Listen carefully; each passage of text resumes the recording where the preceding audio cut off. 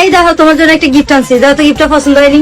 Guys, ওনাকে চিনতে পারছেন? উনি হচ্ছে রাব্বি ভাইয়ের একমাত্র বউ। চলেন রাব্বি ভাইয়ের জন্য উনি কি এনেছে আমরা দেখি। দেখি কি গিফট আনছো। ওরে গইটা তো অনেক সুন্দর আছে। আচ্ছা ওয়েট, তুমি তো কোনো ইনকাম করো না, আমরা তাহলে তুমি এত দামি গিফট দিলা কেমনে? আমারও তো একই প্রশ্ন, এত দামি গিফট কেমনে দিল ভাই? এটা একটা সুন্দর প্রশ্ন, আপনার আসলে খুব টেকনিক্যাল প্রশ্ন। এখন তো আমি অনলাইনে অর্থ উপার্জন করি। হাই হাই, আমাদের নবিতা রাব্বির বউ এখন অনলাইন থেকে টাকা ইনকাম করে। বলেন কি? আচ্ছা দেখাচ্ছি কিভাবে করে। আসলে খাবারটা কিন্তু মজা আছে না? মজা হয়েছে। আচ্ছা তুমি বসো, আমি বিলটা দিয়েছি। আরে এই দাঁড়াও, তোমার বিল দেওয়া লাগবে না, বিল আমি দিব।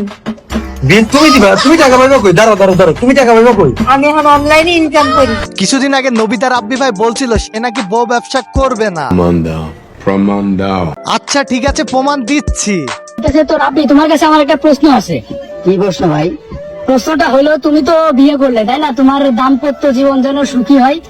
প্রশ্নটা হলো, তুমি কি নতুন বউ ব্যবসায় নাম লিখাচ্ছ? কি করে? না না ভাই, এইসব অভ্যাস নেই ভাই।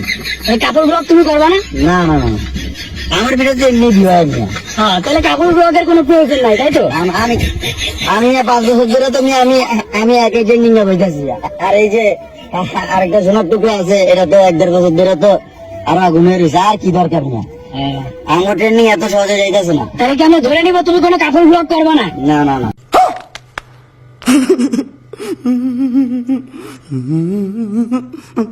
ভাই তোদের মুখ না অন্য কিছু, তোরা কোথা দিয়ে কথা বলিস? তোরা এক সময় এক কথা বলিস যে বউ ব্যবসা করবে না কোনোদিন, আমাদের টাকার অভাব নাই, আবার এদিক মানে বউ ব্যবসা প্রথমতেই শুরু করে দিয়েছিস।